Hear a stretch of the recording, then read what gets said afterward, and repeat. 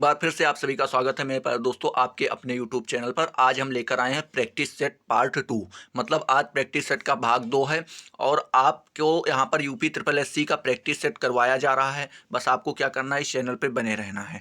ठीक है, चलिए बात करें पीडीएफ, तो पीडीएफ आपको डिस्क्रिप्शन लिंक में मिल जाएगा। आज का पहला प्रश्न जो है वो बोल रहा है चंद्रगुप्त मौर्य का पुत्र कौन था। तो चंद्रगुप्त मौर्य का जो पुत्र था वो मेरे प्यारे दोस्तों वो था बिंदुसार। बिंदुसार अगर आपसे पूछ ले कि बिंदुसार को और किस नाम से, किन किन नामों से जाना जाता है, तो इसे अमित्रघात के नाम से जाना जाता है। बिंदुसार को ही अमित्रघात के नाम से जाना जाता है तथा यूनानी इतिहासकार इसे अमित्रोचेटस कहते हैं। क्या? अमित्रोचेटस कहते हैं। ठीक है, इसको आपको ध्यान में रखना है।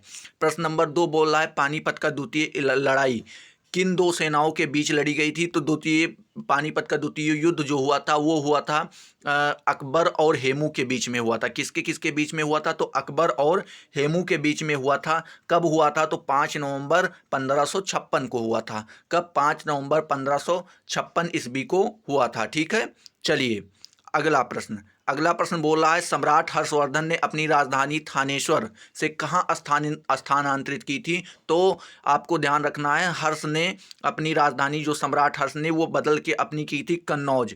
थानेश्वर से बदल के अपनी राजधानी कर ली थी कन्नौज। ठीक है, अगला प्रश्न चौथा कह रहा है कि जेजाक भुक्ति प्राचीन नाम किसका था। प्राचीन नाम था तो ये था बुंदेलखंड का प्राचीन नाम था। क्या? जेजाक भुक्ति बुंदेलखंड का प्राचीन नाम था। अगर ये आपसे पूछ ले कि ये किसके नाम पे पड़ा है, तो ये जाके नन्नूक।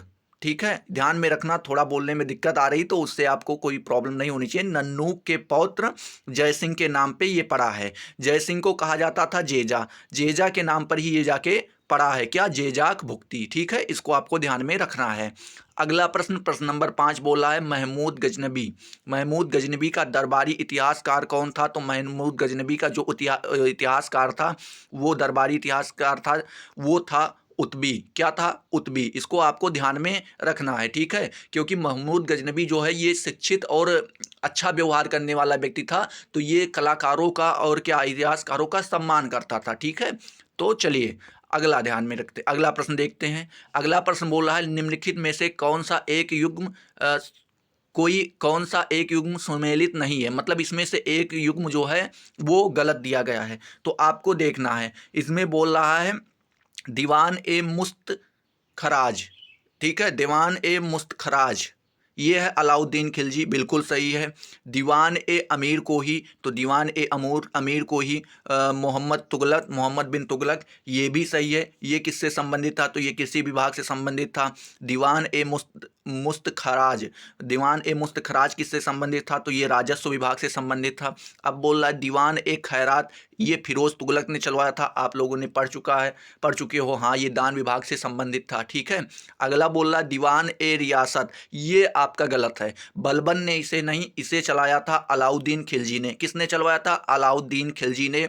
और दीवान ए रियासत जो है ये था बाजार नियंत्रण से संबंधित था। किससे? बाजार नियंत्रण से संबंधित था। तो आपका ऑप्शन नंबर कौन सा सही होगा? तो आपका ऑप्शन नंबर जो है वो दीवान ए रियासत, यानी ऑप्शन नंबर डी, ये आपका सही होगा। मतलब ये मेल जो है ये गलत है। ठीक है, अगला बोल रहा है कि वेदों की ओर लौटो का नारा किसने दिया था। तो आपको ध्यान रखना है, हमारे महान गुरु जो हुए वो हैं दयानंद सरस्वती। उन्होंने ही कहा था कि वेदों की ओर लौटो। ठीक है, चलिए अगला प्रश्न बोला है महात्मा गांधी के राजनीतिक गुरु कौन थे। तो राजनीतिक गुरु जो इनके थे गोपाल कृष्ण गोखले थे। कौन थे? महात्मा गांधी के राजनीतिक गुरु गोपाल कृष्ण गोखले थे। इनको आपको ध्यान में रखना है। चलिए अगला पूछ रहा है कि सुभाष चंद्र बोस के राजनीतिक गुरु कौन थे। तो सुभाष चंद्र बोस के जो राजनीतिक गुरु थे उनका नाम था देश बंधु चित्तरंजन दास। कौन? चित्तरंजन दास। देखो CR दास कहीं पे दिया है, ये दिया है चित्तरंजन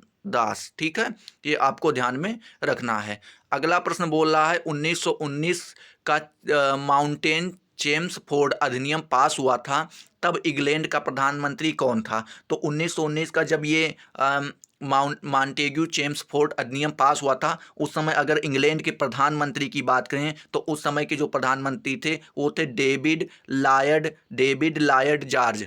कौन थे? David Lloyd George. तो आपको यहाँ पे ध्यान रखना है, लॉयड जॉर्ज करके दिया है, तो ये आपका ऑप्शन नंबर 1 सही होगा। ठीक है, चलिए प्रश्न नंबर 11 दिया है, विश्व में कॉफी का सबसे बड़ा उत्पादक है।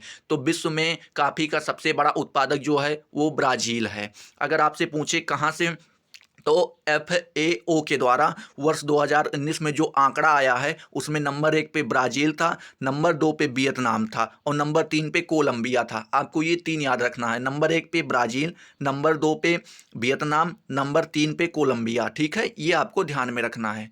दे रहा है, क्षेत्रफल के आधार पर पृथ्वी का सबसे बड़ा महाद्वीप कौन सा है? बच्चों वाला क्वेश्चन पूछ लिए हैं, एशिया महाद्वीप है, ये आपको तुरंत पता होना चाहिए, ये आप लगा दीजिएगा। ठीक है, प्रश्न अगला बोल रहा है, भारत के किस राज्य में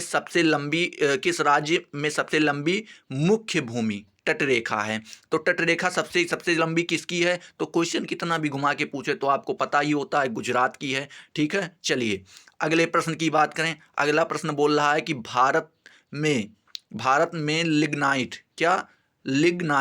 लिग्नाइट का सबसे बड़ा उत्पादक कौन है? तो भारत में जो लिग्नाइट का सबसे बड़ा उत्पादक है वो है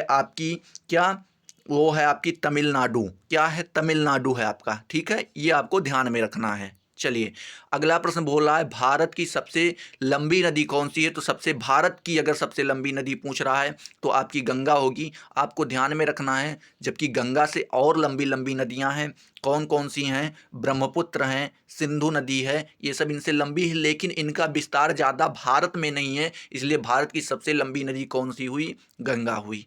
अगर आपसे पूछे श्वेत क्रांति किससे संबंधित है? तो श्वेत क्रांति दूध से संबंधित है, दुग्ध से। इसकी बहुत सारी ट्रिक आपकी यूट्यूब पे पड़ी हुई हैं, आप इनसे देख सकते हैं, इनसे एक प्रश्न बनना तय है। अगर इसी से पूछ लें मत्स्य की, तो मत्स्य है, ये नीली क्रांति से संबंधित है। किससे संबंधित है मेरे प्यारे दोस्तों? तो ये नीली क्रांति से संबंधित है। ठीक है, चलिए अगर आपसे पूछ लें कि श्वेत क्रांति के जनक किसे हैं, तो कौन है? तो ये वर्गीस कुरियन है। कौन है? आपके वर्गीस कुरियन जी हैं, ये श्वेत क्रांति के आपके जनक हैं। ठीक है, भारतीय रिजर्व बैंक का राष्ट्रीयकरण किस वर्ष हुआ?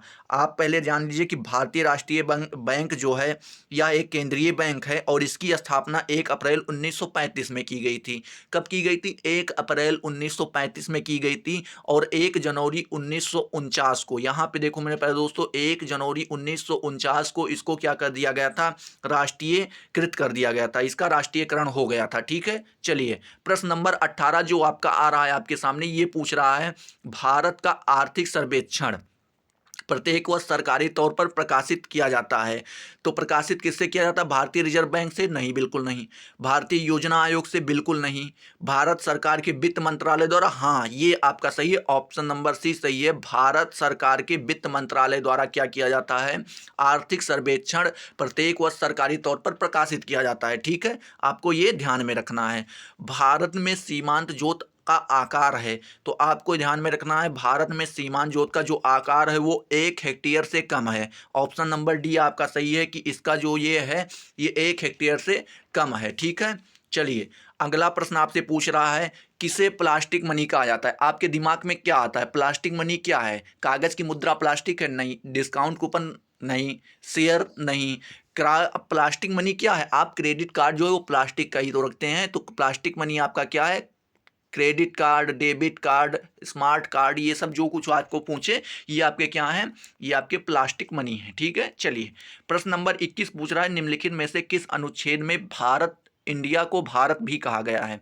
तो ये आपका अनुच्छेद नंबर 1 है। अनुच्छेद 1 के 1 में कहा गया है, आपका अनुच्छेद 1 के 1 में क्या कहा गया है? इसमें कहा गया है कि भारत अर्थात इंडिया राज्यों का संघ होगा। भारत अर्थात इंडिया राज्यों का संघ होगा, तो आपको ध्यान रखना अनुच्छेद 1 के 1 में कहा गया है। ठीक है, चलिए प्रश्न नंबर 22 बोल रहा है, भारतीय संविधान में कितने मौलिक कर्तव्य हैं उल्लेखित हैं? तो भारतीय संविधान में आपके जो मौलिक कर्तव्य हैं वो 11 हैं। आपसे पूछे कि अगर पूछ ले कि बताओ मौलिक कर्तव्य जो है ये